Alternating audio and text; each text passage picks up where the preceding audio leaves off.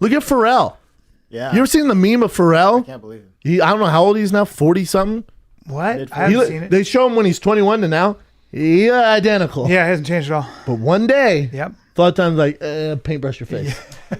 And Tales from the Crypt, paintbrush your face. Yep. Isn't it weird? Yep. You wake up and all of a sudden, huh? Yeah, Father Time. There's no fighting that dude. Nah, Some people have their runs and. Nah, he'll be by the sea. And Father Time, motherfucker, when it comes to females in Hollywood, motherfucker, he's racist. Yeah. What, no, he's Hollywood. Oh no, when you stop being Sexist. delicious, phone stops ringing. I know a lot of famous actresses where the phone just stopped. Did you hear ringing. Madonna just went off? Yeah.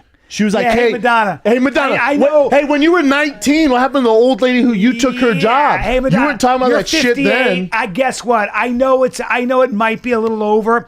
I know, by the way, that everybody discriminates against old ladies. Hey, you made $170 million on your last tour. What the fuck are you talking about? You're rich as shit. What the fuck are you talking about? But doesn't it happen to everyone? What are you talking about? She's like, hi, shut up. I'm Madonna, also known as Doorstep. And the other thing is, you're Doorstep. also... I've been stepped on my whole life. You're 58. Shut up. You're 58. What a run. You've had a run. It's not over yet, you fucking But also, crybaby. your vocals went.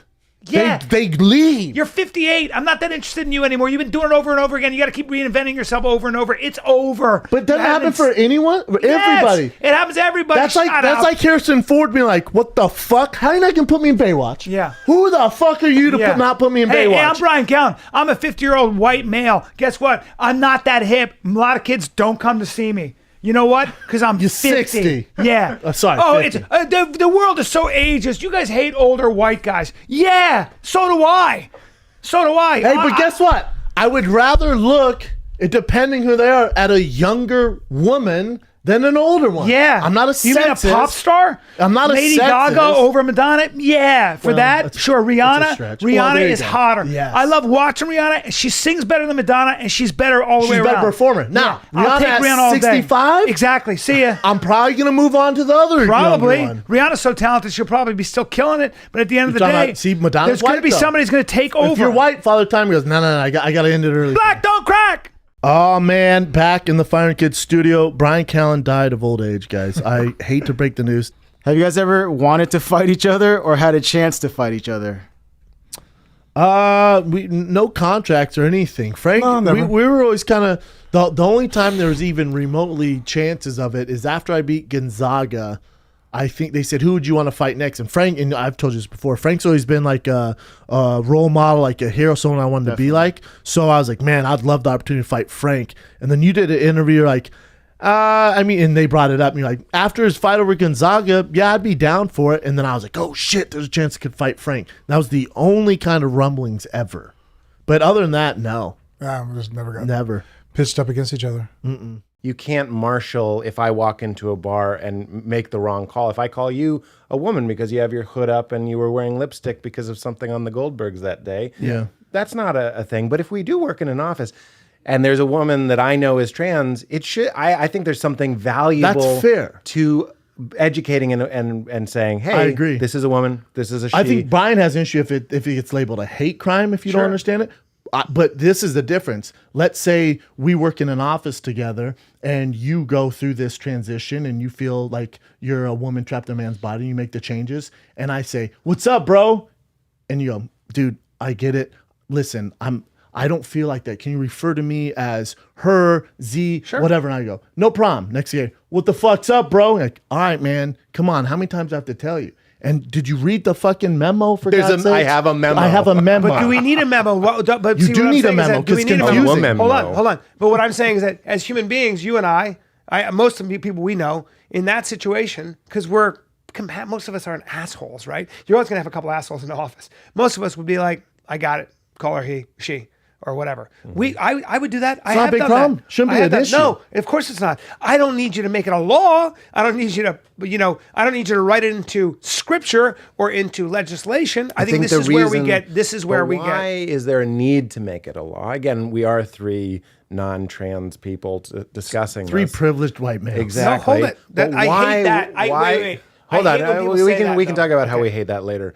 It's why did their did there arise a need for Why this did it get law? to that level? It must have been there aren't enough compassionate people. There are too many knuckleheads that don't take the bro note on the first, second, or third time. And when you say you don't know what it's like to be a woman trapped in a man's body, I would argue there are, while we don't know that firsthand, there are certain things that, for better or worse, that trigger us, that really a simple word might be the F word, the FAG word, you know what I mean? Or the N word is certainly one of them.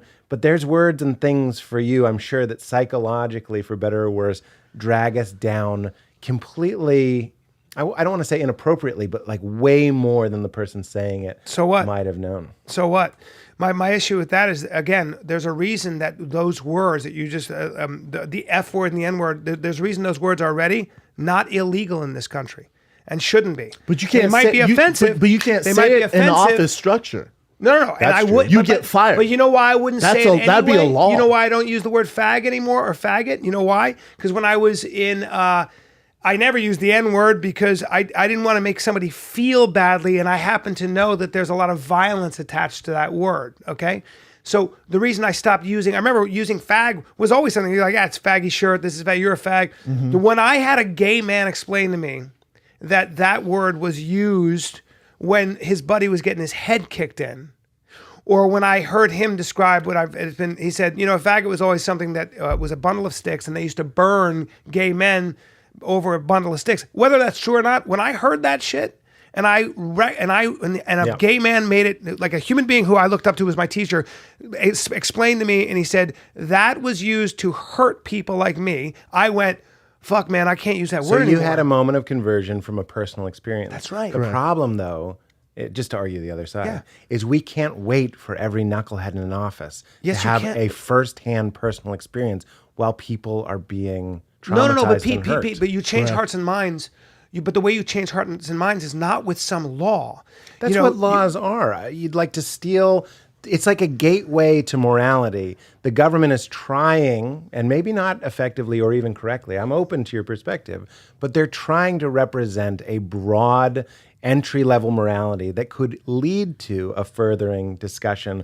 Why is it that I shouldn't steal? I grew up religious, remember? Yeah. Don't steal. Why? You go to hell. Right. Then when I kind of lost my traditional faith, my atheist friends were like, don't steal. And I'm like, why? Who fucking gives a shit? We all die. We go into the void. Who cares? And he goes, because if you steal a candy bar, we were in a hotel, from this woman, and they count the candy bars, it's on her. She could be fired because you stole candy bars, and that keeps happening. That's compassion. That's compassion. So that was my firsthand, that's where my conversion moment, I was like, oh, don't steal because it's good for my brothers and my sisters.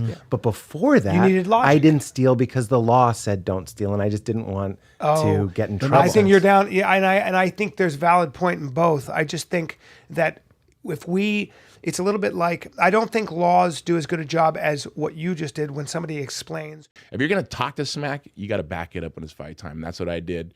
I was the first light heavyweight champ for UFC. Ran as a champion for 5 defenses. Couture beat me.